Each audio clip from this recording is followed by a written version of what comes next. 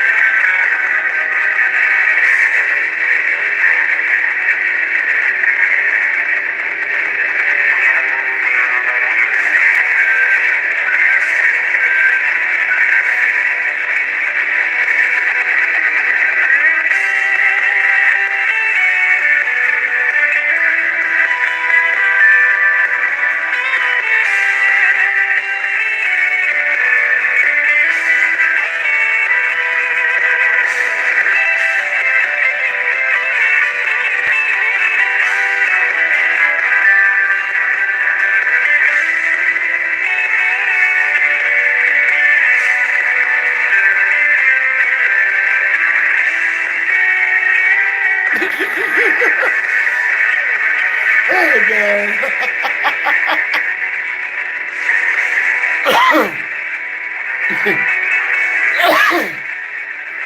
Oh, I needed that.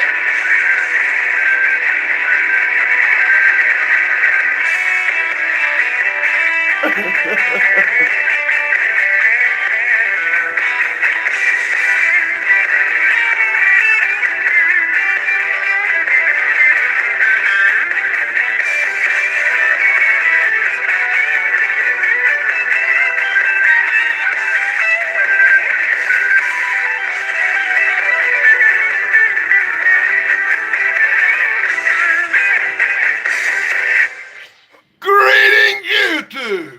Danny Staten, better known as the Daily Dan Blog, or here on this show, you can call me Wolfman Dan. I want to welcome everybody into the chat tonight, especially my pluckers everywhere, Sarah. You know I really want to beep you. Hey, welcome to Long Island Bigfoot. It's always good to see him in the house. Hey, he's one of the best Bigfoot field researchers out there. I'm telling you what, he puts out some videos that kind of blow my mind sometimes. I'm not going to waste much time tonight. Got a lot of stuff I want to get to, so I'm going to look it up as quick as I can.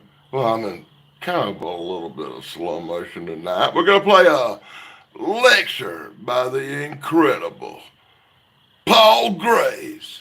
He's going to tell us all about the signs of Bigfoot and what to look for and stuff they found already. I think Long Island Bigfoot will enjoy that. Hey, Wally's World showed up. Hey, thanks for coming by. I know y'all probably still doing a live stream over there. So if you're wasting your time coming over to check me out, I'm all in gratitude for that. That anybody takes time to check this crap out. Yeah, I know. I'm sorry. I have like the worst live show on YouTube because I'm a hillbilly in South Carolina and I do everything like old school style from 1974 or something. I do stuff so far back the internet wasn't even out the way I do it, right? It's like watching one of them. Dave Sunstorm said I was like watching one Hi, of them everybody. Welcome PBS back. shows. Welcome back to Sasquatch Revealed opening day speakers. Do we have some new people here for this presentation? Okay, someone who knows all about the museum, right? Okay, so I'll just do a quick rehashing of what I've done before, which is, hi, my name is Erin Quinn Belcho. I am the museum curator for the Lacey Museum. And if you haven't had a chance yet to head over to the Lacey Museum and see our main exhibit, you should totally do that. Plus, we have 2 exhibits here at City Hall, and you should check those out too, because who doesn't want a selfie with a 9-foot skeleton? Am I right? Exactly. We have all kinds of information over here about the Lacey Museum, our 2019 events. We're taking pre-orders for these beauties, and there are also treats, so help yourself. With that, I'm going to go ahead and introduce you to our next speaker, Paul Graves. Paul is a Sasquatch researcher from Wenatchee and an avid outdoorsman. Graves has been researching Sasquatch sightings and searching evidence throughout Washington and the Pacific Northwest since 1988. He has appeared on several television and radio shows, including Seattle's KOMO TV Northwest Afternoon. He has assisted with or appeared in 3 History Channel episodes of Monster Quest, as well as shows on A&E, Animal Planet, and National Geographic. Please join me in welcoming Paul Graves. Thank you. Can you hear me? Can you hear me? No? Sound? Check? Check. Can you hear me? I don't hear you out there. All right. Can you hear me? We hear you, asshole. Maybe I need to use the microphone. Check, check, check. This kind of works. It's just soft. Okay. I got a pretty good voice, so you should be able to hear me. First of all, thank you. That was a great introduction. Thank you. So I don't really need to introduce myself, but I appreciate you all coming here and taking the time to listen to what I have to say and what I've found over the years. So thank you for allowing me to share what I've found on this subject. So yeah, I've been researching since the late 80s. About the year I met my wife, Becky, and live over in the Wenatchee area of eastern Washington, north central Washington. There's a rich history in the area of Wenatchee. The Wenatchee Indian name for the Bigfoot was called the Chonato, which means night people. Translates to night people. The first inhabitants there's Mission Ridge. There's a large ridge, north-facing ridge. It rises up behind Wenatchee, and the first inhabitants that came there would go up and hunt up there, would come across what they called the Old Man of Mission Ridge. It was a wrinkled, hairy-looking thing. They didn't know what it was, but they called it the Old Man of Mission Ridge. So that's just a little bit of history. Today, I really want to. This is my main PowerPoint presentation, and there's different subjects on Sasquatch research in there, but today we're just going to kind of look into the stick structure, sign, and symbol of what some possible Sasquatch, what they possibly do. So basically I started out in Wenatchee, like collecting reports and stuff. My mom worked for Wenatchee World for 32 years, 26 years. And my dad taught for 32 years. Sorry, I got that backwards.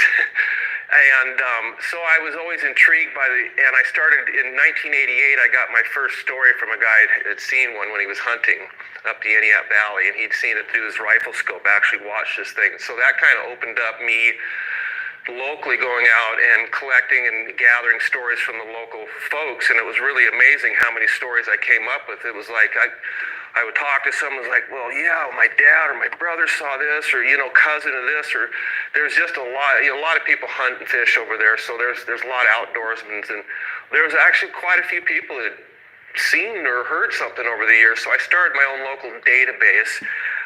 Then I went into doing field research, which my whole life I've done field research because I'm an avid outdoorsman. I love the outdoors. I'm always camping. I'm always out in the woods. And then from the field research, I kind of moved on to what we call a citizen scientist. So my mentor is late Dr. John Bindernagel. For those of you who don't know him, just a remarkable man, remarkable researcher. I encourage you to get his 2 books if you're interested in this subject and read his books. John Bindernagel, or Nagel, depending on how you... And he just passed away this last year, and the work he's done is he's been a big influence on me. So what they call that is a citizen scientist, basically. So that's what I kind of call myself now, as a citizen scientist. And look, really that's all we can do, at this point in humanity is go out, collect things the best we can. A lot of times, like John said, he wouldn't even bring it out or talk about it. He'd put it on a shelf, maybe for a later date, but we still need to collect these things no matter what it is or whatever when it comes to this research. So as far as the stick structure end of things, this is kind of I guess that's let me get to the page where it says that. And these, like I said, this is just part of my bigger. Let me get up here.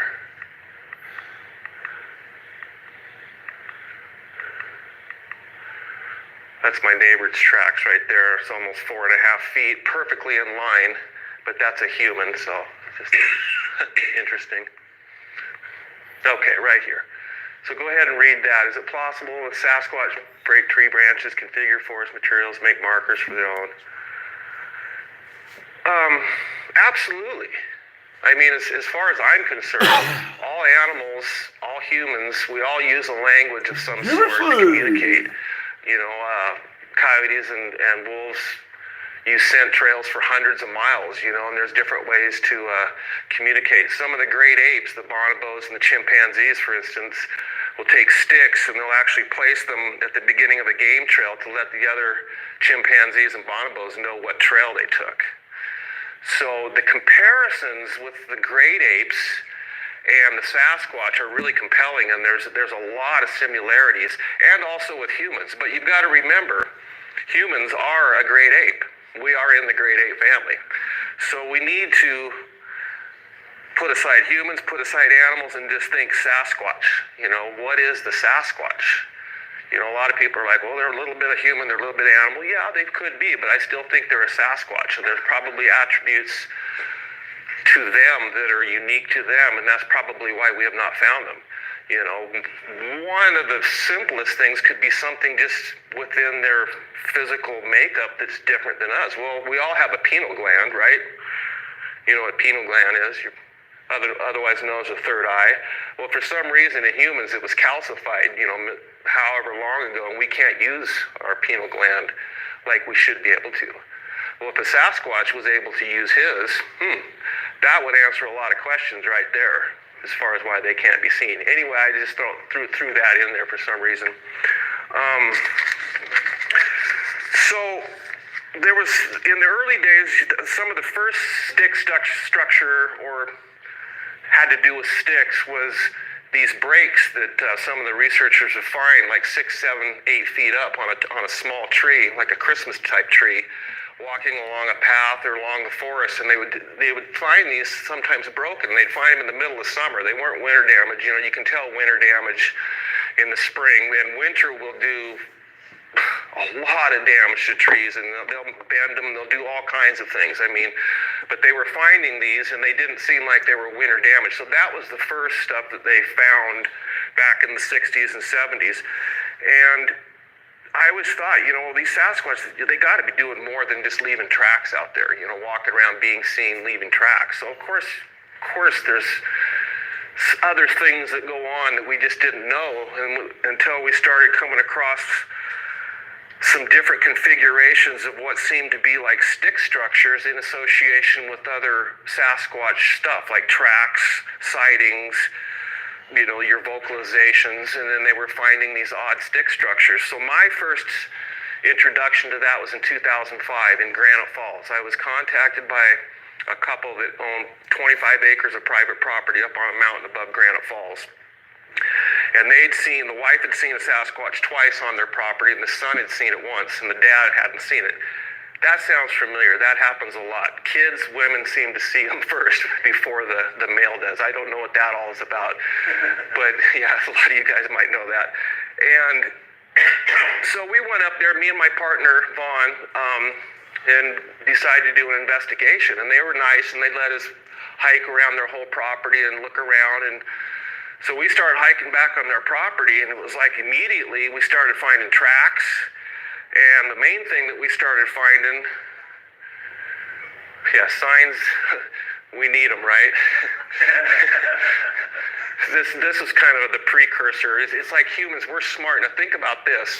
If you were to wake up in the morning and we just pretend like the world didn't have any signs out there anywhere, and you walked out your front door and you get in your car, well, where do I go?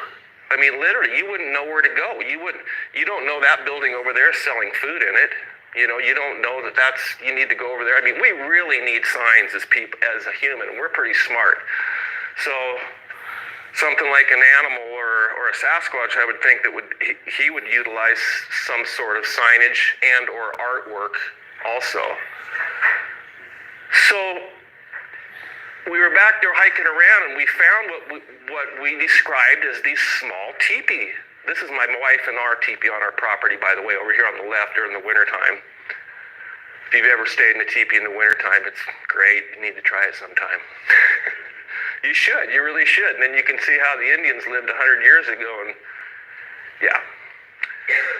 And we were finding these small structures on their property. We found up to over 20 of these things on their property.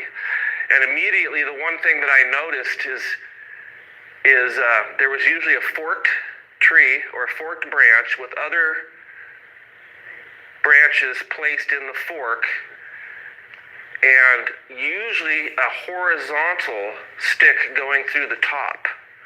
Just about on every one of them, it was like that. These are all different. See, here's the horizontal one here. And these were definitely, for one thing, I've been in the woods my whole life, and you know when something's out of place or different, you just do. You could grab that thing and like shake it and it wouldn't come apart. That's how strong they were. I mean, literally. And I was like, no, these are not natural. And with the amount of them that were back there, it was amazing. And we were finding tracks. So here's one of the tracks right here. I actually casted this track right here. It's hard to see. It's pretty dark, but the toes are up in this area. John Bindernagel has this track, and all 5 toes showed. And this was literally within feet of one of these small teepee structures. And then we were also finding this type of stuff, what I call up breaks. Large branches broken upward. I'm still trying to get an explanation for that. So, and there's probably an explanation out there. Who knows? But it was in the association with everything else, it was pretty bizarre. So then, after the Granite Falls, we spent weeks, up to a month there. We went back numerous times. One of the things the lady did, it was rural property, and she had speakers installed on her porch, and she would stand out on her deck and sing. And they also ate a lot of fish, and they had fish on trails. And one of the sightings they saw was a Sasquatch going through their burn barrels. She thought trying to get the fish in trails. But she did stand on her deck and sing. And so, people ask, well, what are these things? To me, they could either be a type of sign, but they could also be a type of artwork. It could be an appreciation for certain people, for certain things. I know, for one thing, I'm a lifelong musician. I've played my guitar, yes, my wife Becky, since I was a little kid. I take it everywhere I go. I mean, in the woods. I've played in the woods my whole life, and I can tell you that music is a curiosity factor for the Sasquatch. Bottom line, you want to see a Sasquatch or get close to one, go out and play some nice music. Not all music. I think some music might be, and I'm not going to mention what kinds or whatever because that's not, just. So these are some of these small teepee type structures that I had found over the years that were really similar to different ones found in different locations. They also make really tall teepee structures, 20 to 30 feet tall, and they have a different meaning. So again, here's some more. Always placed like this, and there was always a horizontal one across the top too that I noticed, kind of like holding it in place. And then this is another thing. This is on Jim Henry's property. I wrote a song called Jim Henry's about a real guy that lived in Grays Harbor County, and Jim has had a lifetime of experiences up along the Hump Tulips River in Grays Harbor County. So we were in there one day driving down. In fact, this is where I had one of my best encounters, where one pushed a tree over, beat on his chest, screamed and roared, and then ran off from me and my friend. We were down on the Hump Tulips right on this property. But I drove by this one day, and I go, Jim, did you see that X marker out there? And this leads right back to this den that he talked about where the Sasquatch would stay. And the river would be like over here. So it's just literally, it's kind of like in this pathway. And I mean, those were broken off and stuck in the ground. I mean, the homeowner didn't do it. Jim didn't do it. He'd never seen it. He didn't know. That other photo over there is too dark, so I think it's another X marker to show you. And then this was another thing that was a possible something that they possibly make, which I call a star pattern. This is on the Granite Falls property right here. And if you look at that, this is on the Quinault Indian Reservation near Tohola. And look at the similarity there. I mean, they're really similar. This one's a darker picture. I should have lit it up, but it's almost like an A with one going this way. Anyway, who knows? You know, again, you need to document this stuff, because the more people that document it, and then if we get other people, you know, finding this stuff, then maybe we're onto something. So some of the possible signs and symbols that I found, or art, I like to call it art too because I really don't know what it is these small and large teepees, arches. So an arch is something that is really intriguing, and I'll show you here at the end. The main thing I want to talk about is about something that happened to me personally with these stick structures that made me, I mean, I was a believer in 2005 and on, but what happened in 2000, I guess it's 13 now, pretty much changed my life on this, and just, it was so personal and directed to me that it's like, okay, something's really going on out there. So these arches, they'll sometimes take a stick that they'll find elsewhere, and they'll stick both ends in the ground, and they'll actually make an arch. Or there might be a branch coming off the top of the arch that they'll weave up onto another tree to hold that arch up, which happened here. Knotting, weaving and knotting. So that's something that I'm going to show you. X marker, star. Fencing is just where they'll take crudely and stick sticks in the ground, kind of in a row, but it's always in a perfect row like this. So I call it fencing. And then twisted broken sticks. A lot of times you'll actually see, instead of just a break, it looks like it was actually twisted more, and there's a twist to it. And anyway, just kind of talking more about how important sign or symbol would be for something like a Sasquatch. That's what's out there, is in the forest, is wood and rocks and stuff, and people are like, oh, they couldn't grab that branch and twist it. Well, why not? I mean, that's what's there, So it kind of, yeah. I mean, the golden arches, you for a split second, you look at it and you know exactly what it is, That's how important a sign or a symbol is. It's just, boom, instantly, you know what it is. So yeah.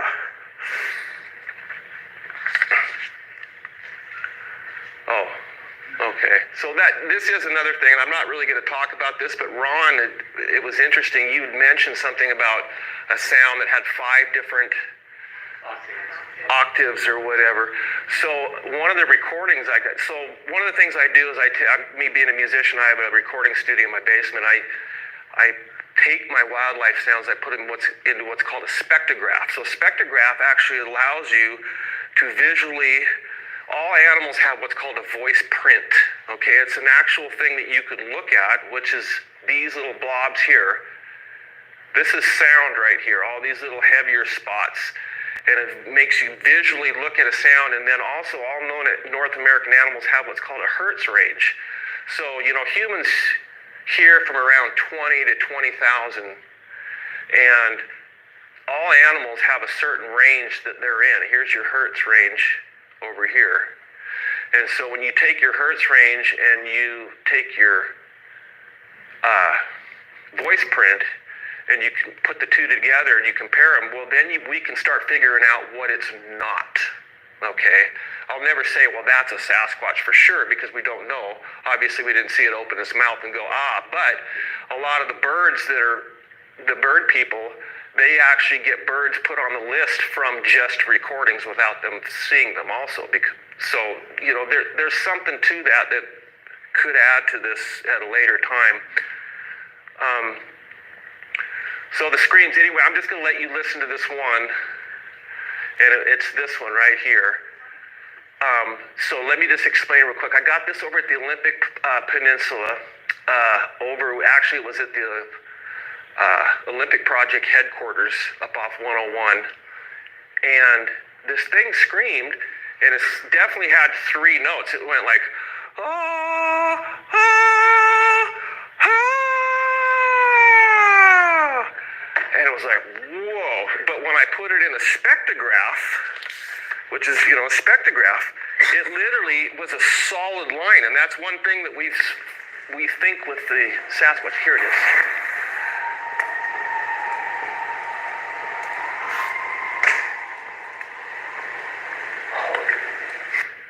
Play that one more time. The first one's hard to hear.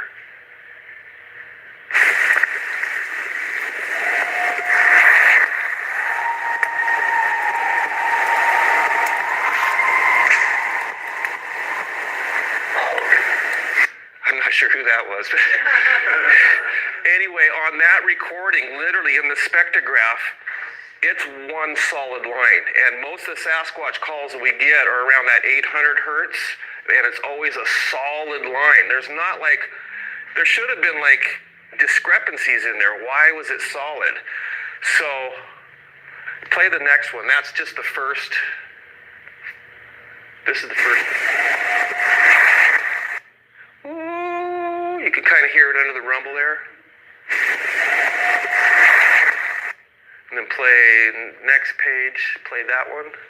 Second note. No, that one. Yeah, second one. To the left. Left. That's all right. And then third.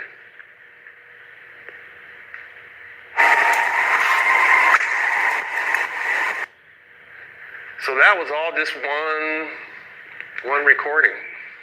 And like I said, when I put it in my spectrograph, it doesn't tell me that that's a coyote. It doesn't tell me that that's a cougar. It doesn't tell me that that's a bear. It tells me that's something I don't know what it is. In fact, there it is right there. That's the, look how straight it is. And were you picking this up, had you heard the sound and then you decided to record it, or did you just have... We were recording at the time. So that's one thing we do a lot is when we camp in wildlife, we all have our little recorders, and we definitely turn them on early, like around 7 o'clock seems to be a good starting time, because they tend to vocalize early evening into the evening. And so sometimes, someone might I don't do the calls anymore. Some people do whatever, try to do a call and get an answer, but I don't know what I'm saying to them. And I don't want to piss them off, because I pissed them off before already when I invited some folks up from California into one of my camps, and they were really being rambunctious, and I think it pissed them off, and there were some bad things that happened that night. So for instance, what's that? Have you heard this kind of sound before? I have. Yeah, but not with the three notes. So that's another thing with the three notes. So I'm a guitar player. So I went, I go, well, gosh, what are those notes? So I got my guitar out, and I went, the first note, ding, okay, ding, ding. I went, whoa, that's a 1-4-5 progression. Any musicians know what that is. 1-4-5 is basically a blues progression. So it's 1-4-5 means it's the first note in a major scale, fourth note, fifth note of a major scale. So that's what those notes are. But if you look here on a barred owl, here's a barred owl. We'll just let you listen to this real quick and see it goes, it'll go whoop, whoop, and then it really dives off right there. So play that one just for a comparison.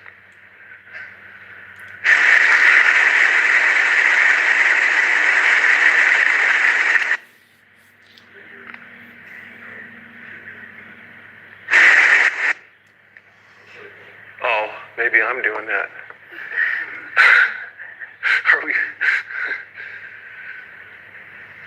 I'm not touching the button.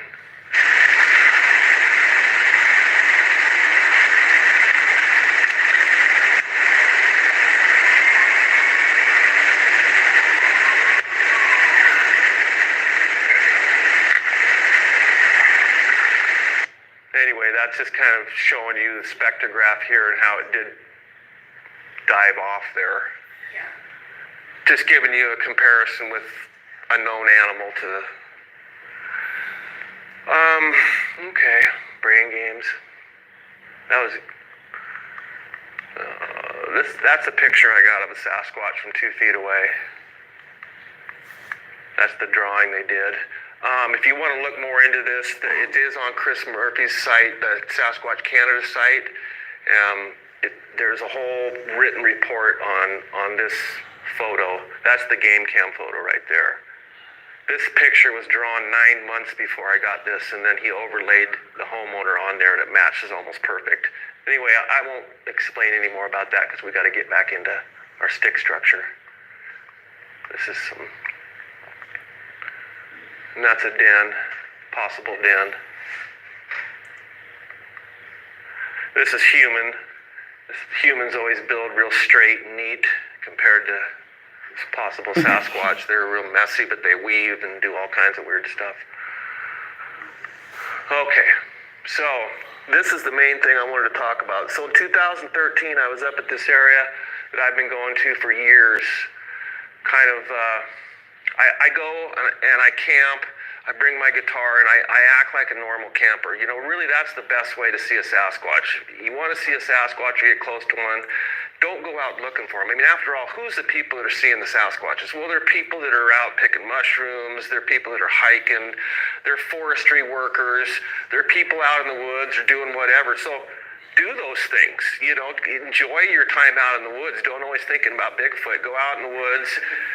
Act normal, try to have a normal camp, and that is when things really happen, you know, whether you know it or not. Now, in the back of your mind, of course, if you're thinking about it, then you got a better chance to know when something's going to happen. So I've been going to this area for 5, 6, 7, 8 years, and was getting a lot of different types of normal Sasquatch activity, the screams, the wood knocks, trees getting pushed over near me. Tracks found, wood knocks, I think I said wood knocks. So the year before I'd gone in there and where I'd parked, right where I'd parked, I'd come back and I was the first one in there this year. It's an area I go up above Lake Wenatchee, and I'm always like one of the first ones in there, and I know I'm one of the first ones in there because I set cameras and do different things to know. And right where I parked the year before, there was a stick stuck in the ground, like right in this hard dirt to even get a stick stuck in the ground. I thought that was strange, didn't think much of it. Following year, we were in there, and I brought my research partner up with me, and he's also a musician, and we had decided to make a new camp. So we went back in the forest on this level spot and cleared out an area and made a new camp, and I broke off some branches and just enough room to get my one-man tent in, and we built a fire pit and everything. And we'd been playing a lot of music in there, and we were in there, and it was 2 or 3 weeks later, we came back, same spot, came in there, and this is when all this stuff appeared. And it might be kind of hard to see, but I'll explain this area. This is the area right here. So this thing right here, and I'll show you different pictures here, but this is an arch that goes up And there's a branch off it that goes up here, and it's weaved around this branch. Well, this branch was pulled over. This is a Douglas fir to this tree, and this is a cedar, and they were weaved and knotted together so tight. This area I documented with pictures and video for 4 years, 4 winters. This is an area that gets 20 feet plus of snow a year. This is the small teepee right here, and there's a bunch of sticks sticking up right here. This stick was also stuck in the ground. So there's the arch again. This tree right here comes up, and they're literally weaved, and there's a knot. Dmitry Bayanov from Russia, in his book, he talks about the Sasquatch over in Russia, and he says one of their favorite pastimes, I don't know quite how he got this information, but Sasquatch apparently in Russia like to make knots. So I thought that was really interesting that I had actually found a knot, and the strength of this is just unbelievable that it could last that long. Even the small teepee lasted 4 years of getting 20 feet of snow on it, and it crushed it down a little bit, but it was still standing. So I'm pointing to the 2 trees that are weaved together. There's the knot right here, and there's the weaving right here. You can kind of see where it's weaved around. This thing kind of goes in and out. Oh, there it is. I mean, literally, you could take 2 people and pull on that as hard as you could, and you could not pull it apart. I don't think a human could do. I mean, you think about some of the stuff that these things can possibly do, and it's quite intriguing. How high up was that? It was only about this high, about 5 feet. So my one-man tent, I have a Hubba Hubba 1, which is a small tent. It's got 1 main pole, and I'll show you the measurements was literally from this end of the pole, from the arch to this end was almost exact. This is where my one-man tent was, exactly right here 2 weeks before.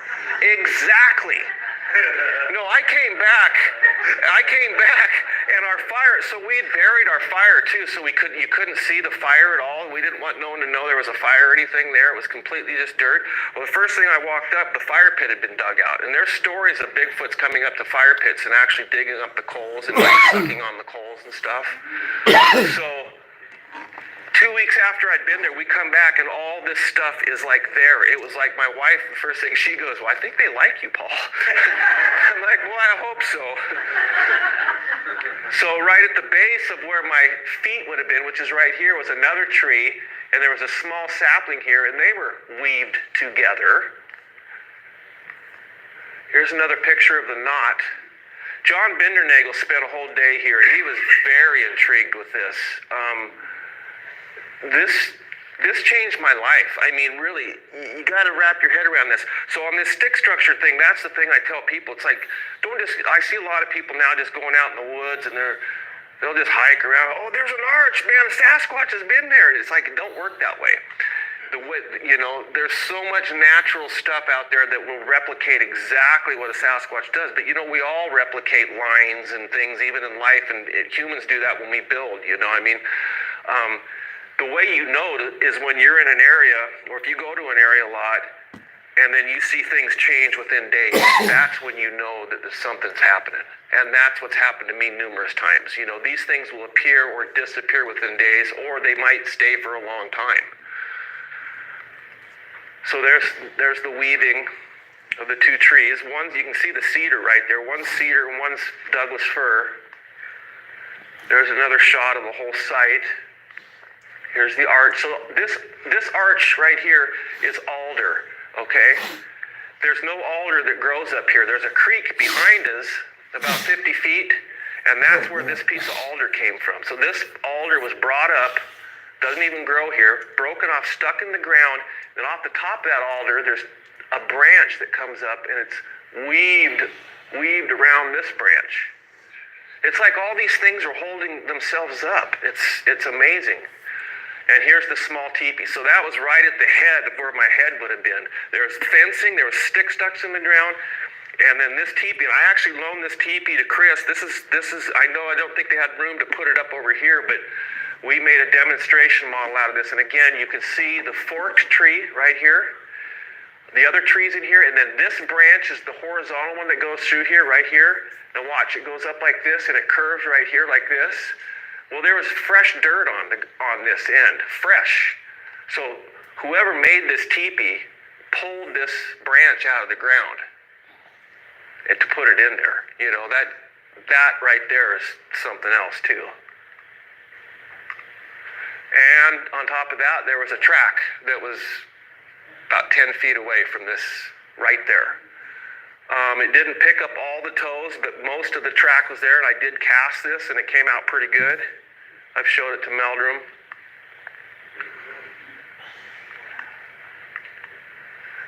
There's the site looking from the other side, so the creek's behind us now. The creek's back down over in there. So there's the arch. So my one-man tent I was right here 2 weeks before. This stick was also broken off and shoved in the ground. I mean, it's an amazing display of I don't know what, but I'll tell you, it really made me think about a lot of things. They were asking you back? Yeah, exactly. That's a year, yeah, it could be. Do you have positive feelings about it? You know, I do, but you know, since when we were here this time, 2 trees got pushed over around us, you know, so they're still pushing trees down, you know, so it's like, who knows, you know, but pushing a tree down might be that they're happy. You know, a lot of people say when they hear something bang on the side of their house, a Bigfoot's bang on their side, well, that might just be like, hey, come out and play, you know, I want you to come out. So, again, we don't know all the... How far from the trailhead was this? How far from civilization? This was deep into the Cascades. This is up near the crest of the Cascade Mountains, way up at the end of a remote valley, along a creek, one way in. So here's another close-up of the knot right here. I mean, this thing, see, there's the knot goes clear up there. It was literally brought around where it was, I've examined this thing for so long, I don't even know how it was done to this day. And the strength of holding those 2 trees together for that long in an area that gets the weather like it gets is just intriguing to me. This is kind of a side view looking at the arch right here again. Look at the branches off the arch, so coming up and wrapped around this. But these are separate trees.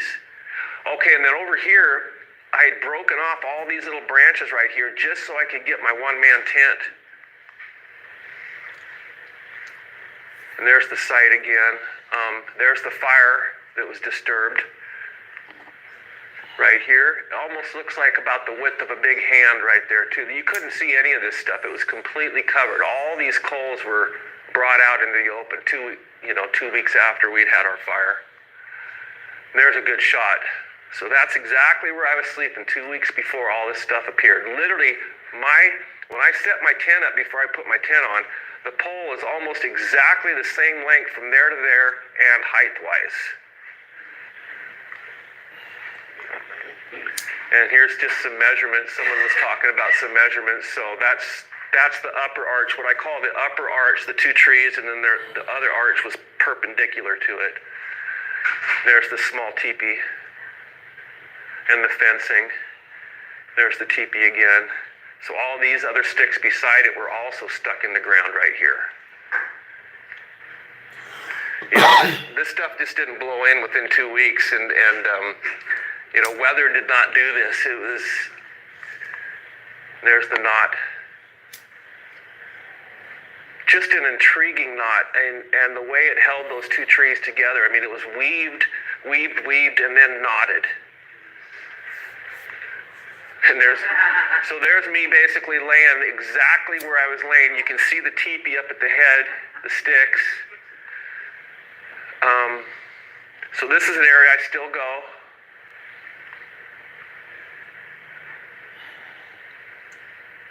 Anyway, I just wanted to talk about... When you went back to that site, did you camp there again? Oh, yeah. Yeah, I still camp there. Yeah. Did they fix it up for you again? No. Like I said, I watched it and I documented it. I wish I would have now, in hindsight, I wish I kind of would have cut out. I was kind of afraid to mess with anything, to tell you the truth, because it was almost like it was a gift or something to me. And so I kind of just wanted to leave it and see how long everything would last. And so it got into the fourth winter. And the fourth winter, everything, it was gone. It was like everything was gone.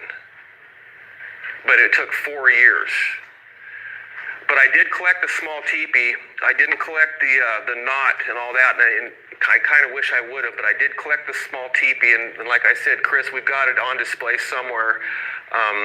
It's got the original sticks in there and everything, as an example, just to maybe see, because, I'm not the only ones that are finding this stuff either. I mean, there's a lot of people that find this stuff in association with other evidence, I mean, if I wouldn't have found tracks like in the first spot, Granite Falls, if I wouldn't have found the other stuff, I probably would have written it off. But, I always have a 2-piece rule of thumb anyway, try to find at least 2 pieces of evidence in any investigation. Then you're maybe on to something, But a Sasquatch definitely, I think, utilize forest materials and do make stick structures for whatever reason. I think it could be artistic. I think it could be signs to other Sasquatch. I think, there's a lot of possibilities. I mean, we do things for different reasons also. So anyway, that's about it. I don't know how much time we got. I can answer some questions. 5 minutes, so I'm pretty close. Yeah, so thank you guys. Questions?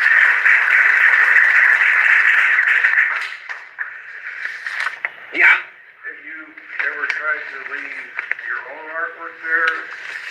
See if there would be any response or make a similar structure? That's a good question. Yeah. Basically, my artwork is my music. That's the main thing I do leave there as far as like me, and I think that's one of the reasons possibly that all that stuff appeared was the music. But that's a good question. I usually don't leave food. I've never been one to leave food because I don't know what they eat or something. But as far as leaving small trinkets or little things like that, yeah, to do some experiments, that might be a good idea to maybe try something like that. Maybe even replicate a small teepee, just to see, put it in a remote area and see what happens. Actually, we have done that. Haven't had any luck, but I haven't done it at this spot, so maybe I'll try that. Thank you. Yeah.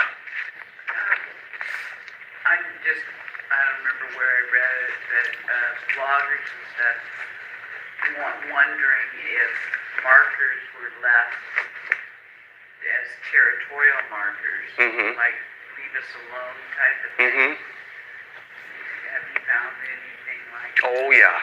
I think the larger teepees that we find are territorial markers. So we find some that are like 20 to 30 feet up tall, and they'll often have an X, but they'll also look like a large teepee where there's been a bunch of them kind of placed unnaturally. And you look at them like those logs look like they were on the ground at one time. In fact, some of the logs I found have holes in them from the grubs and stuff where you definitely know they were on the ground. I've got a picture that's not on this, but I've got a picture of this huge log that you can totally tell was on the ground, and it was stuffed in the crotch of this tree, way out in the middle of nowhere, So yeah, I think they do use possibly use them for territorial markers.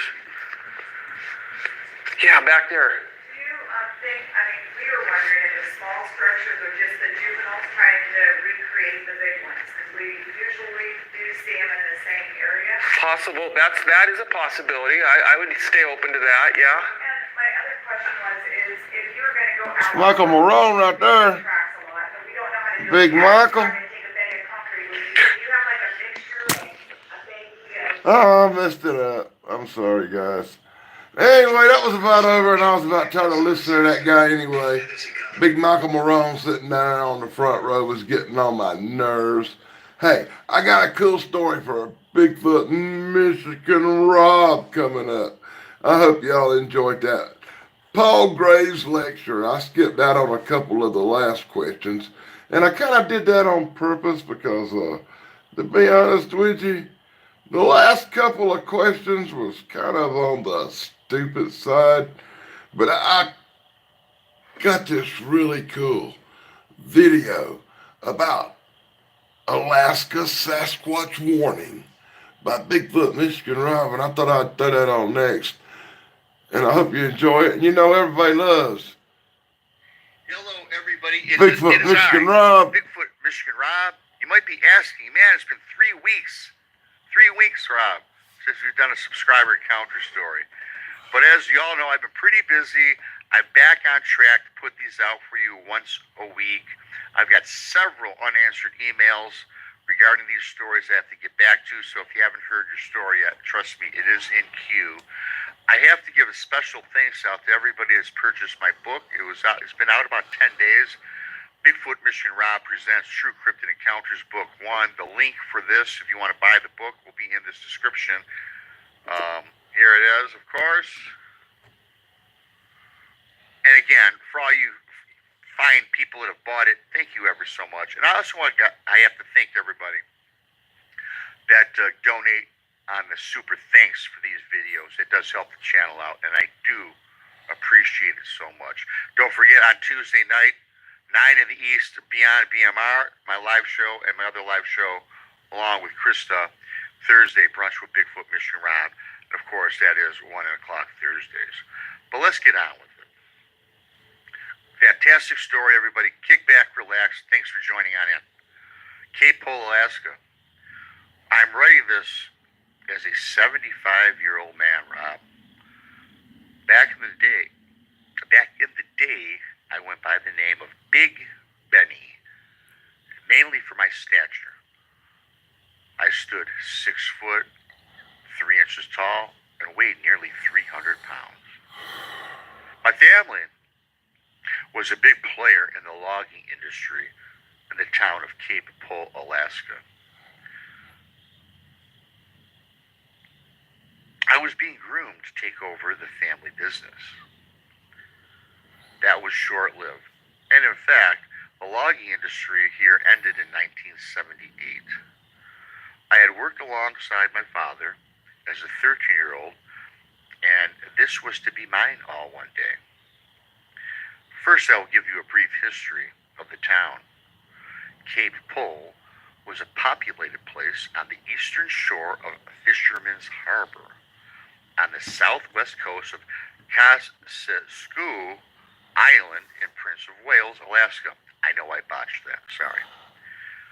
There was a thriving logging camp from 1954 until it was shut down by a federal court in 1978. A post office was established in 1949, and it discontinued in 1953. As of 2019, some buildings still remain at the town site, but is not reported as separate population on the census since 1980. Getting on with my story. So you guys, today is a ghost town. The night of my 21st birthday, I had fallen asleep. I had become inundated with several dreams. These dreams were in message form. Some of the questions were short phrases, such as, "Why do this? You know nothing. You disturb sacred land." I woke up thinking to myself, what a strange dream. Like most dreams, I soon forgot about it and went on my duties working alongside my father. 1 week later, I had another similar dream. This dream, once again, had these strange messages. However, this dream was different, as images of tall, powerful shadows, one in particular. It was as tall as a building, or so it seemed. There were spirit-like entities circling about this immense shadow. The dream was extremely vivid and almost lifelike. It was like my physical body was observing these images in real time. I awoke in a sweat, and frankly, I was a little bit confused, and it took me several moments to shake off my dulled senses. These dreams continued on for several months, with each night's dream becoming more and more vivid. Their verbiage and messages became more pronounced. The message became threatening and had undertones of death and tragedy to be cast upon my father and my family. The images of the tall, shadow-like figure or figures took on the frame of a large, hairy-covered human-like entity. The spirit beings surrounding the large figure cast a description of small children, which gave me the realization that these children were apparently lost souls, looking to be brought to the other side. It was like they were trapped and seeking to be released. Why was I the recipient of such disturbing dreams? This plagued me, and I feared not to tell my father, as he would hear nothing. He would assume it to be nonsense, and he would perceive me as being weak. I felt trapped inside myself with my newfound yet strange journey. It seemed like every night that I had been transported back in time with these apparitions. I became relieved after several months because the dreams had stopped. My father and I continued our logging and taking down the trees of the forest to process and sell in our thriving business. Then one day, just before nightfall, my dreams became a reality. I was off by myself, scouting ahead for a new section to process for the business. Out of the tree line, a very tall and immense figure appeared before me. It had to stand over 12 feet tall. It looked powerful, with a girth expanding, rotating its body of at least 5 feet. The face was discernible as it was covered in hair, but those yellow eyes stared back at me, those yellow eyes. It looked through me. It looked through my inner self, The children-like entities appeared around this huge apparition as well. The screams echoed out towards me from these little figures. The screams were agonizing and painful. Then the huge beast spoke to me in my mind. It said, "You have not acted on your messages. You continue to destroy my home and my land. It will be dealt with, and this all ends today." So this is the message that this entity is now communicating to this guy's mind. Horrifying. I was horrified, as he says. I ran to where my father was located, about a half-mile away. As I made my approach to my father's work site, many of the company workers were huddled around, and they all appeared to be distraught. Some were crying, while others were frantically running around. They were running about and had no apparent destination. It was complete chaos. When I got closer to the men, I saw a large tree had been snapped. Not cut as a part of our daily processing, but snapped and then laid upon the ground. And this tree was 5 feet wide around the base minimum. The closer I got to the group and this fallen tree, my worst nightmare had become a reality. Of all the warnings that I received, and my failure to communicate this to my father became an actual living nightmare. Lying underneath the massive tree lay the crushed body of my father. knees and wept. If I had only acted upon these visions, I failed my father. I failed my family. My mother later passed away within months, and the family business went bankrupt. Was I supposed to tell my father that we were in danger? Clearly, something wanted us to leave. I think the was only rough. reason I am still alive today is that this entity, or whatever this was, wants me to suffer. I believe this was a message from Sasquatch. And to this day, I still do not understand. Big Benny. Wow. You know,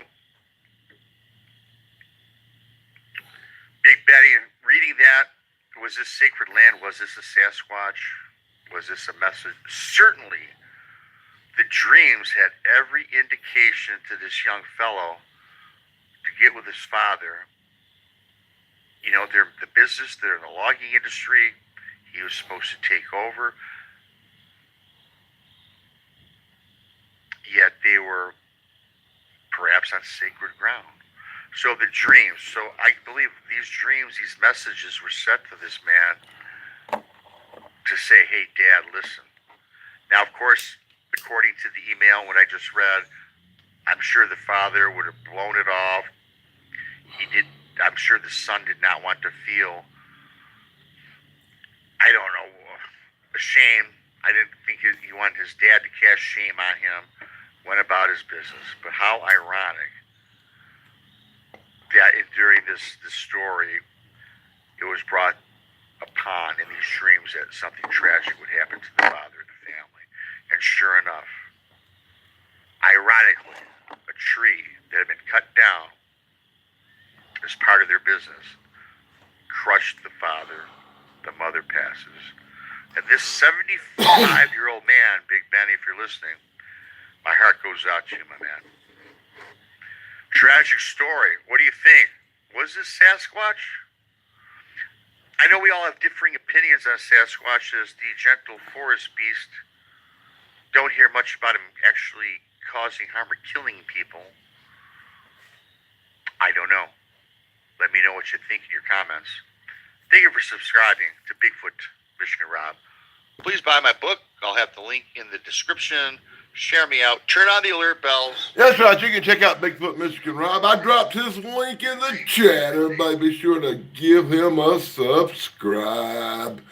Hey, I think Bigfoot Michigan Rob may be the best storyteller on YouTube. He wins my absolute 110% vote as my favorite storyteller on YouTube. What do you think? Let me know in the chat. Let him know in the comments. And be sure to give him a like, subscribe. And you really, really want a good read? Check out Rob's book, True Cryptid Encounters. I bought a copy of that bad book. I'm going to play a quick song called The Land of Bigfoot. And then we're going to show something else that you might find interesting. Because I wouldn't be me if I didn't play at least one song.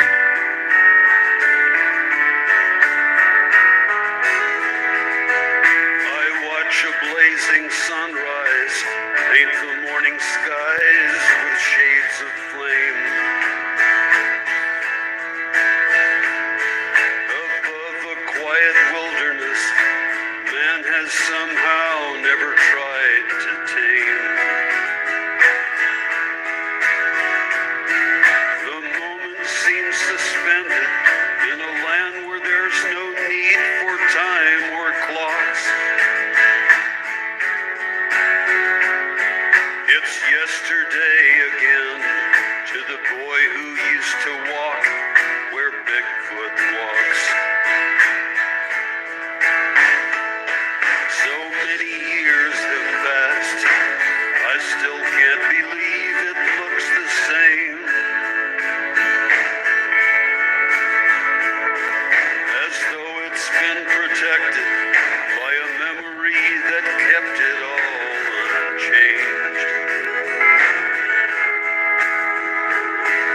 Tonight they'll sing my welcome, the spotted owl, the coyote, and the fox. They'll know that I've come back again to walk where Bigfoot walks. As a boy I knew these wild lands as well as any man. This was like my playground at the time. And times I faced the giant, I came to understand he'd go his way if only I went mine. They say you can't go home again, but going home is really in your mind. And I think it all depends on what it is back home you're hoping you can find. For me it's being free again, where there's no doors of steel and there's no locks. Free to be that boy again, the one who used to walk where Bigfoot walks.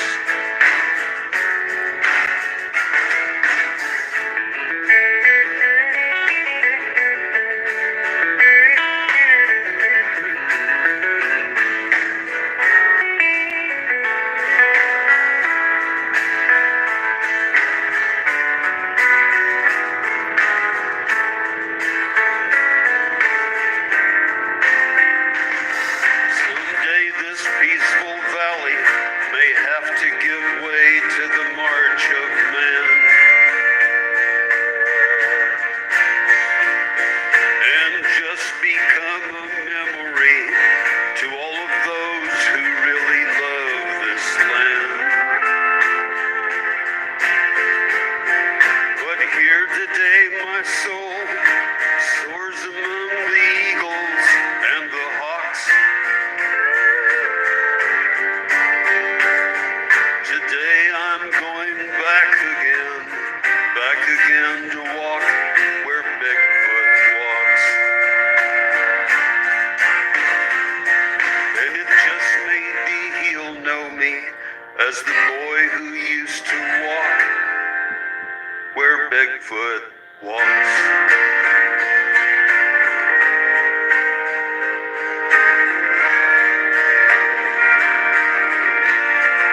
You know, I love that song, and I want to dedicate that to my good friend who passed away last week, Joe Snyder. Y'all might remember Joe from Western New York, Bigfoot. And it just breaks my heart that Joe has passed away, and a couple of people did tributes to old Joe this week, like Brent over at the Tall Ones and them guys over at Squatch D TV. And I didn't really ask permission. But you know what? I'm going to show a couple of them tributes, or some of them tributes right now. And I don't really care because my dog has more subscribers than these guys. Joseph, and I am the founder and currently the only investigator for the Western New York Bigfoot Research Organization.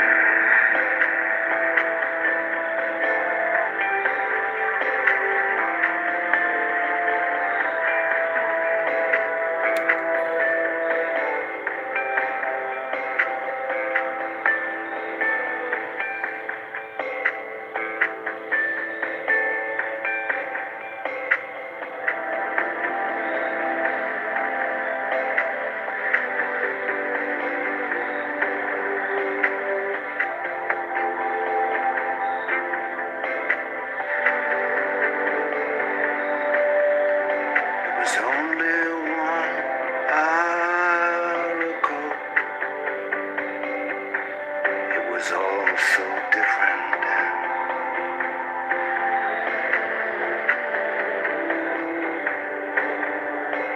Nothing yet has really sunk in. Looks like it always did.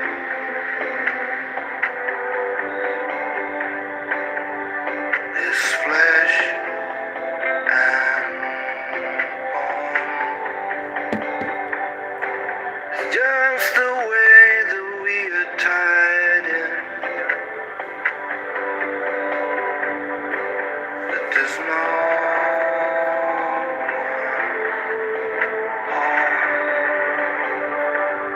I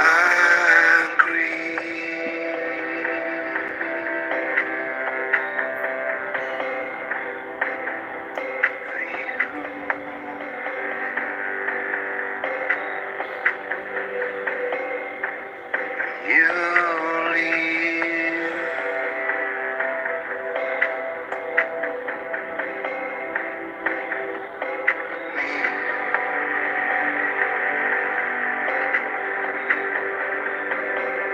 so hard to move on.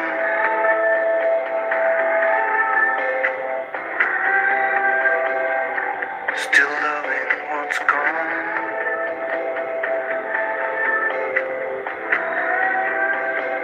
They say life carries on.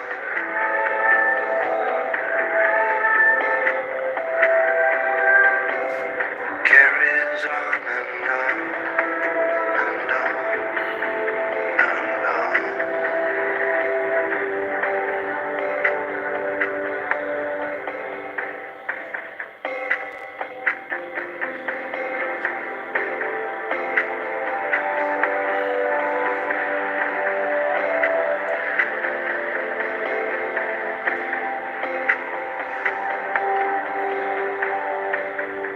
The news that truly shocks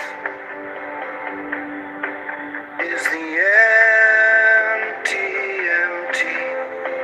page, while the final rattle rocks.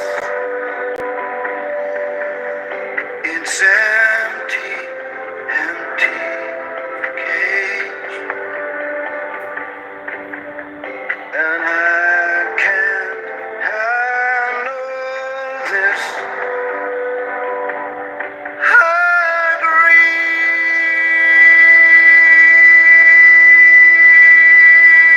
grieve for you.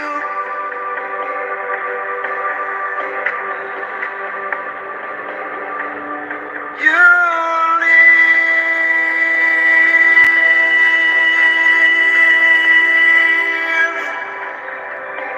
me.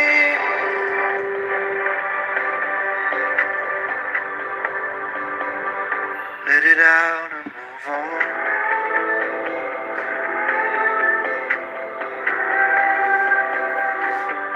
Missing what's gone.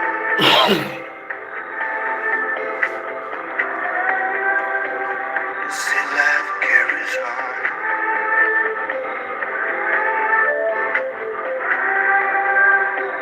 See, life carries on and on and on. You know, don't sweat the petty stuff. Don't pet the sweaty stuff. And I'll be coming at you with something coming up. So, everybody, love you. Have a good night. That's my friend Joe. He passed away last week, and I'll be honest with you, man. It just puts a tear in my eye to lose a friend, especially at my favorite time of the year, Halloween, because I'm a big Halloween guy. And when you lose a friend at Halloween, it's a complete bummer. Hey, the guys over at hold on, the guys over at what's the name of that channel again? Squatch DTV. They did a little tribute thing too for Joe, and I guess without permission, I'm going to play that too. So if you guys want the 7 cents for it, feel free to give me a freaking copyright blocky thingy or whatever. Just don't take the video down over it. And at least I'm giving you a shout out.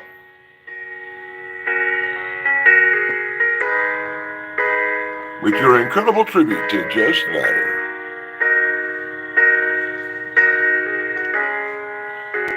When I was 14 years old, I was out doing some squirrel hunting, which I used to do quite often when I was a kid. And right here in this western New York, not quite where I'm living now, but a little north of me where I grew up. And walking along this creek called Keshequa Creek, and heading for, just going up the creek, and up ahead of me, and I should say, along the way, I'm looking, I'm noticing, deer track, here. Oh, by the water's edge over here, there's some raccoon tracks over here in the mud. Things of that nature. And up ahead of me, I see this track that from the distance I'm at first, the first thing that popped into my head was a bear track. And we have bears around there. There's plenty of bears. But around that particular area, you're not really used to seeing them all that often. So I'm thinking bear track. So I walk up to it, and I realized there's more to the track than what I was seeing. I was only seeing the front half of the track from the distance I was. When I got up on it, I noticed that it was a lot bigger than I thought it was. And part of the track, from about mid-foot back, was in harder, rockier ground, so it didn't make as big of an impression. The front half of the foot was actually a bit deeper because it was in softer, sandier soil, and it was 5 toes. To me, when I was first looking at it, I went, "Oh, that's not a bear print. That looks like a human footprint," And I'm like, "Holy crap!" The size of it, and the thing had to have been at least 14 inches. Of course, I didn't. I wasn't even into anything, so I'm not measuring it, but just by memory and from experience afterwards, I'd say it was at least 14 inches, maybe 16. But I know that I thought to myself, "Wow, that is one big person to leave a footprint like that." And as I looked, I could see more impressions from there up towards the wood line, and they were in the grass, and they were spaced pretty far apart, And I thought, Jesus Christ, this guy's huge. Look at the freaking range, his stride. Look how long it is, right? So I'm thinking big, crazy hermit, right, lives out here. And so I started following him a little bit, seeing how far in the woods I could follow him. Why I would want to, at 14 years old, follow the footprints of what I thought was a big, crazy hermit, there's no telling now. But I got into the woods, and I lost the tracks pretty quickly after they entered the wood line. And so I got distracted after that by a squirrel barking off in the distance. And that's what I was out there doing originally, was squirrel hunting. So pretty much forgot about that, the track thing, and started trying to hone in on where that squirrel was barking from. And as I got closer to where he was, I came across this huge pine tree. And at the base of this pine tree was a structure. And it was made out of pine branches, and there was other stuff that was piled in on it, like ferns and things of that nature. And my first thought was that somebody had built a fort out there, or something like that. Or perhaps some other animal made a nest, right? Because we know bears will do stuff like that at times. And I thought, well, gee, man, that's pretty big, though.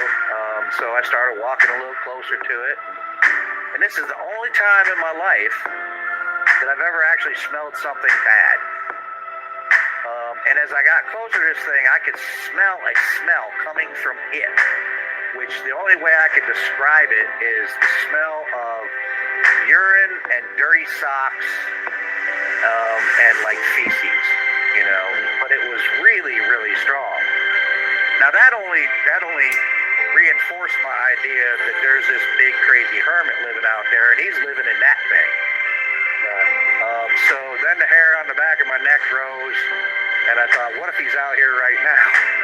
Yeah, and I started looking around, and I'm like, okay, forget the squirrel. I think I'm gonna go home now.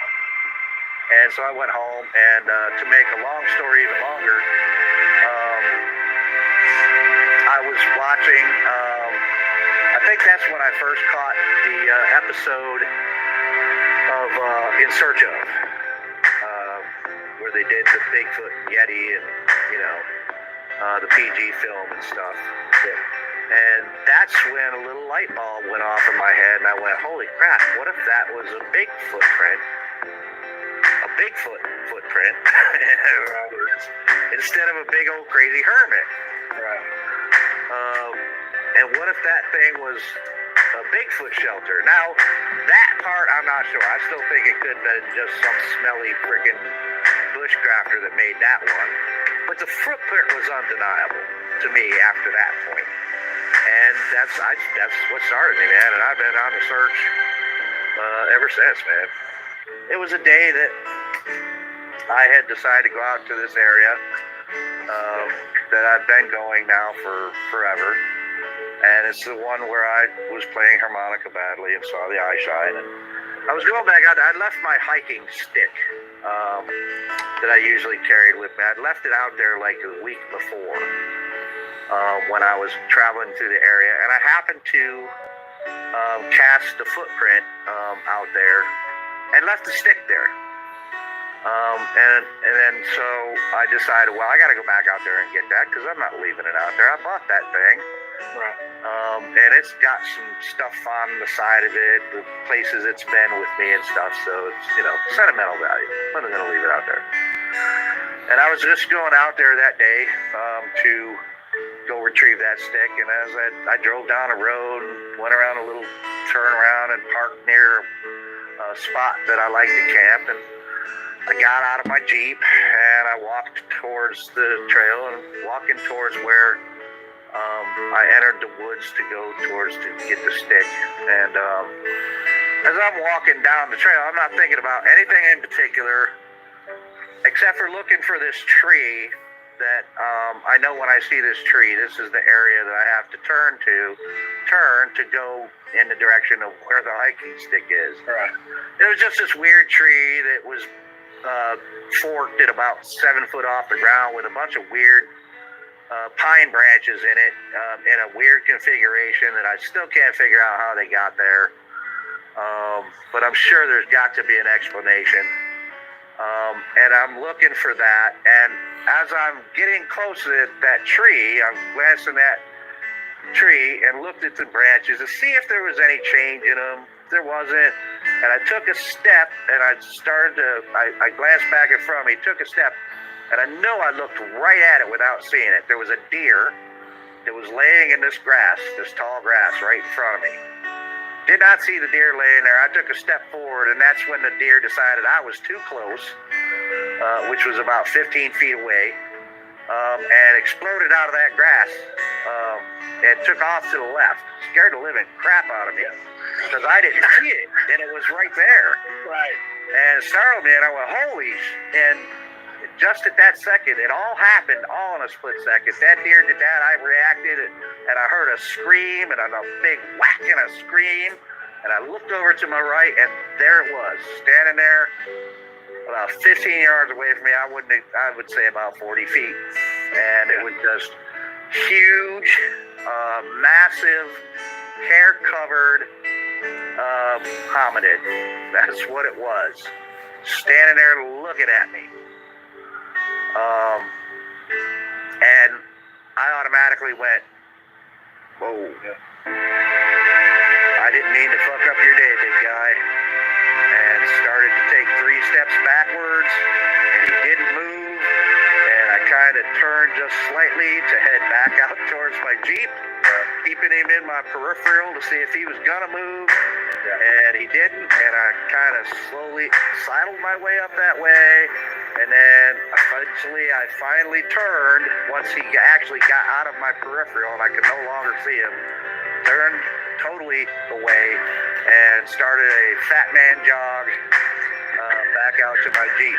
And I got out to my Jeep and opened the door and sat down out of breath, and I was just like, holy fuck, what just happened?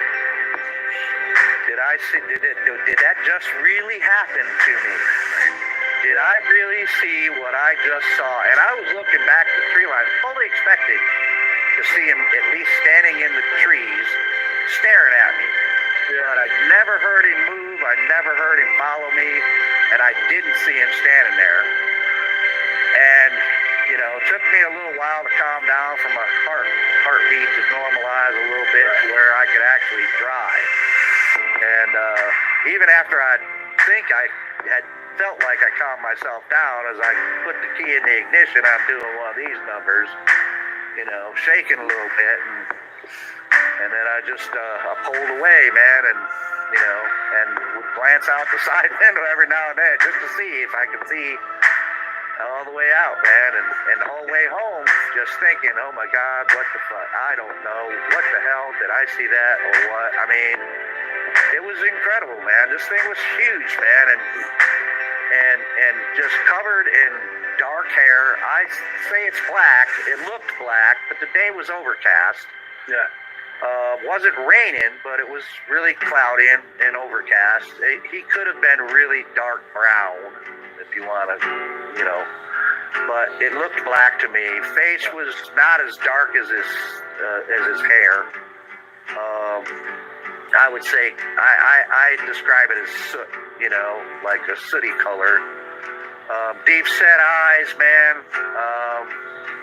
His hair hung a little bit, and he had hair kind of hanging a little bit in his face down to his shoulders, which looked like they were 10 feet wide. I'm sure they weren't that wide, but I mean, he was massive, and he just had this look on his face, man. I could see it was just a frown. You know, I mean, he wasn't pleased with me, you know. And and for the longest time, I just could not come to grips with the fact that, you know, God damn it, I just saw a Sasquatch after 43 years, man. Right. And, you know, somewhere along in there was a, God damn it, I didn't get a fucking picture of it.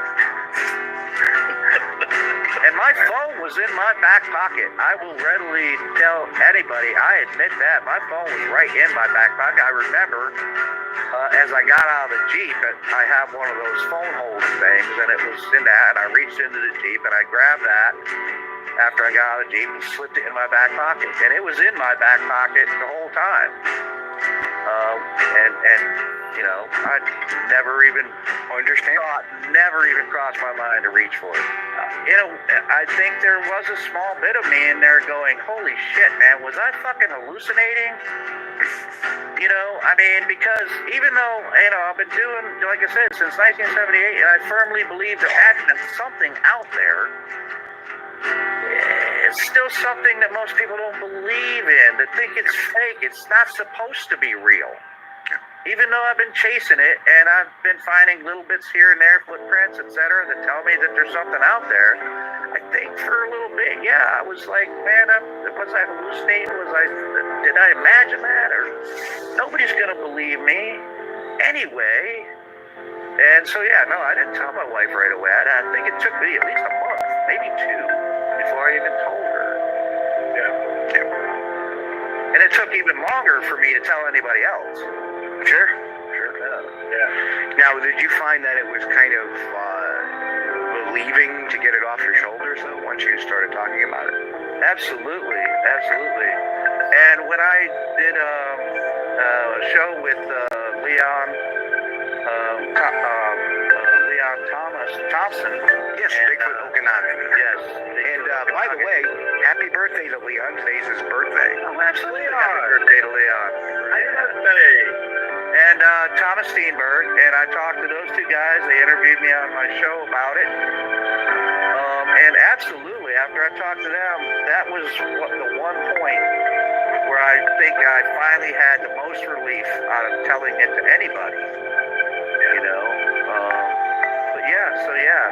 finally getting it off my chest to people that I can't say are just automatically going to believe me because they don't. But because I know what happened, I knew that, well, these guys, if my story is true, they're going to believe me. And my story's true. So I had no problem with them talking to me about it, asking me certain questions and probing questions about it, because that's what I needed to convince me myself that I really did see what I saw, even though I knew what I saw, if that makes any sense.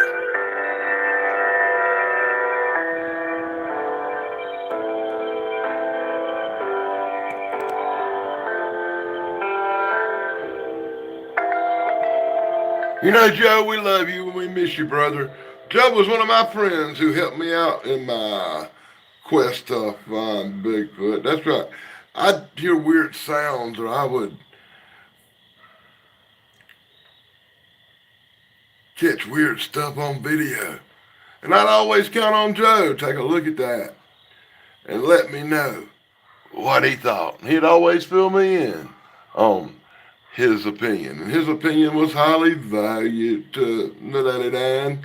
Oh, well, I guess I got to do this now. As much as I dread it, because, you know, I don't like talking about money and sponsors and all that stuff. But Daily Dan blog picked up a new sponsor this week. That's right. You know, I'm sponsored by Runts, Edibles, and Smokables, and YouTube don't like that too much. So I actually picked up a real sponsor this week. So you're going to be shocked to find out that the Daddy Dan blog is now sponsored by Bigfoot. What's this?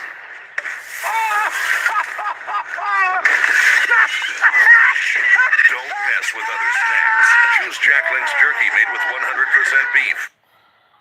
Jack Link's Beef Jerky presents Messin' with Sasquatch. I used to take my ex to Red Carol.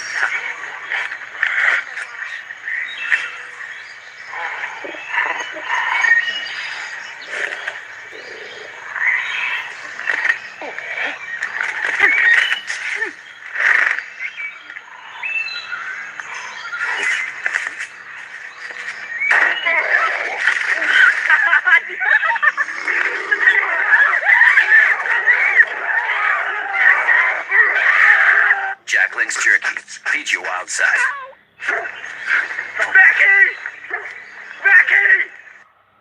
Link's Beef Jerky presents Messin' with Sasquatch.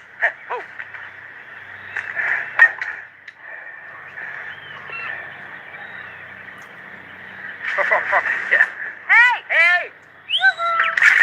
Looks good, doesn't it? Let's get it. Let's do it. Oh, yeah!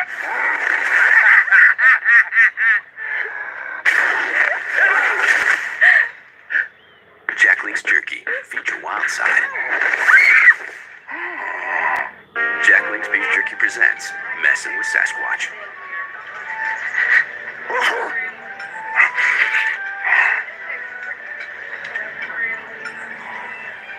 Hey, buddy. Come smell those flowers. Don't be shy, come on.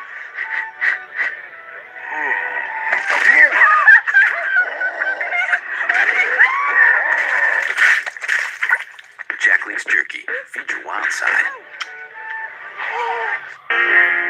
Jack Link's Beef Jerky presents Messin' with Sasquatch. Hey, dude.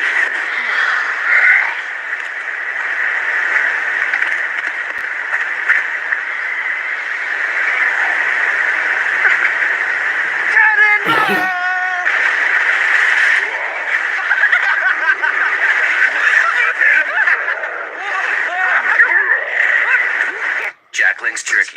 Feed your wild side. Jack Link's Beef Jerky presents Jack Link's Jerky. Feed your wild side. Jack Link's Beef Jerky presents Messin' with Sasquatch.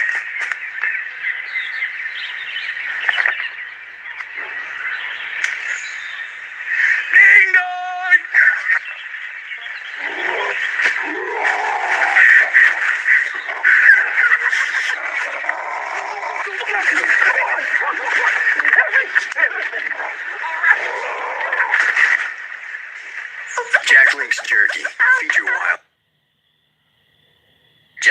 Beef Jerky presents Messin' with Sasquatch.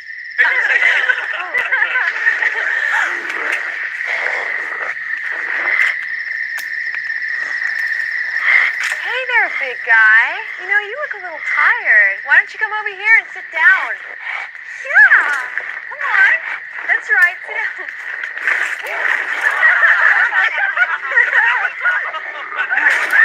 Jack Link's Jerky. Feed your wild side. Jack Link's Beef Jerky presents Messin' with Sasquatch.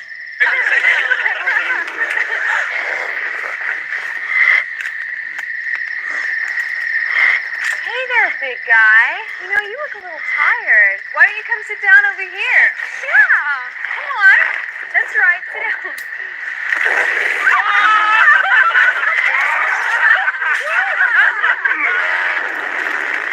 Jack Link's Jerky. Feed your wild side. Jack Link's Beef Jerky presents Messin' with Sasquatch. Hey, look.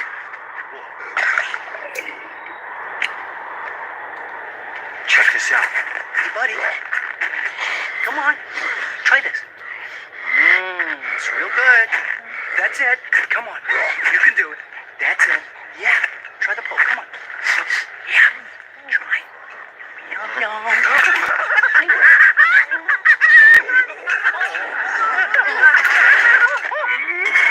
Jack Link's Jerky.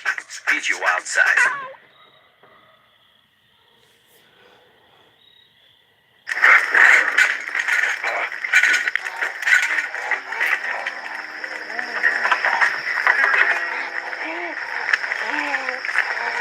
I get paid for every one of these.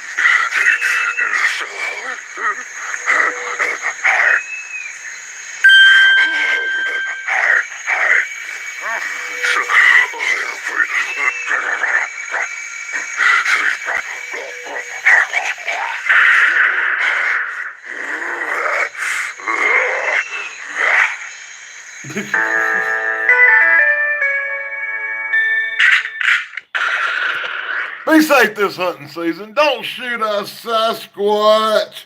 And the Daily Dan blog welcomes its new sponsor, Jack Link's Beef Jerky. Be sure to go out and pick you up a pack of Jack's Link Beef Jerky. A proud, well, I wouldn't say proud sponsor of the Daily Dan blog. After they see this show, they may not be a sponsor no more. You know, my shows tend to be a little bit different. I want to thank everybody for joining me, and I want to tell everybody to be sure to like, subscribe, and ring that stupid little bell. I want to thank my flock Sarah for being here, Eric, Freeman, the incredible guy Mox, who leaves more comments in my chat than anybody. I thank all y'all for joining me. Be sure to check me out Tuesday for my next show, and be sure to join me on Halloween night when I show an incredibly cool Bigfoot. Oh, well, it won't be a Bigfoot movie, but it'll be a movie. Down in South Carolina, way down yonder, there's a big old critter that likes to wander around my backyard sometimes. Thanks for coming. Well, it ain't no beaver, bobcat, or bear, 'cause he's 8 foot tall and covered in hair, and the first time I seen him, he give me quite a fright. Well, he eats from my garden and pees in my grass, and he stinks like a skunk mixed with grizzly bear ass, and he scares my cats when they smell him come around. Well, he spends his time peeking around trees, and he thinks what he wants, and he does what he pleases, like scratching his butt and making a grunting sound. Sasquatch, Sasquatch, knocking on the trees, chucking rocks and screaming like a troop of chimpanzees. Sasquatch, Sasquatch, running around my place, are you the missing